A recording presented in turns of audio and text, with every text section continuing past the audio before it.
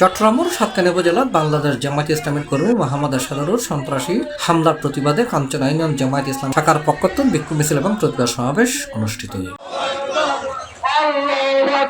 জানুয়ারির 24 তারিখ বিকালে কাঞ্চনা ফুলতলা স্টেশনত হামলাকারী হলরে দ্রুত গ্রেফতার করে আইনুর আওতা আনবেল্লায় এই বিক্ষোভ মিছিল ও প্রতিবাদ সমাবেশ করা হয়।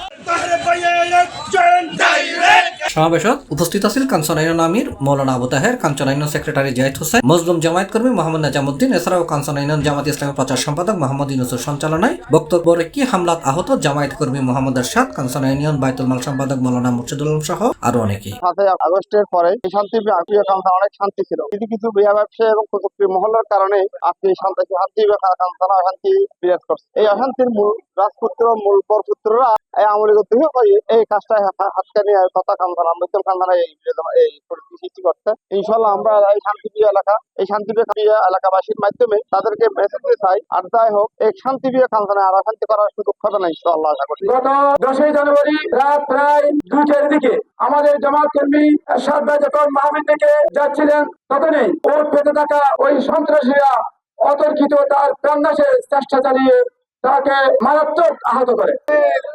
এই প্রতিবাদে আমরা বিভিন্ন সময়ে বিভিন্ন মিডিয়ার মাধ্যমে আমরা এই প্রতিবাদ জানিয়েছি, আমরা প্রতিবাদ এখনো জানাচ্ছি। আমরা তাদেরকে আবারও বলছি যে এইরকম কর্মসূচি করে থাকে, সামনে হয়ে থাকে, আমরা বাংলাদেশ জামাত ইসলামী পুরো সাতকানিয়া কাঞ্চনা নয়, সাতকানিয়া জামাত ইসলামী ঐক্যবদ্ধ হয়ে আমরা সেই সন্ত্রাসীদেরকে অবশ্যই শাস্তি করবো। আমি একটা কথা বলে শেষ করব। আমি পুলিশ প্রশাসনের গরিমসি লক্ষ্য করেছি। প্রশাসনের কাছে আবেদন থাকবে, যারা আমার উপর হত্যার উদ্দেশ্যে হামলা করেছে তাদের নামে মামলা হয়েছে, অতি সত্বর আসামিদেরকে গ্রেফতার করে তাদেরকে আইনের আওতায় আনা হোক। আমরা বারবার আপনাদের হুঁশিয়ার করবো না। আমরা শেষবারের মতো আজকে হুঁশিয়ার করে দিচ্ছি, কাঞ্চনার মাটিতে যাতে আর কোনো ধরনের রক্তাক্ত না হয়। যদি রক্তাক্ত হয় আমরা নিজ হাতে প্রশাসন সহ আমরা প্রতিরোধ করতে বাধ্য হব। C+ TV Chittagong.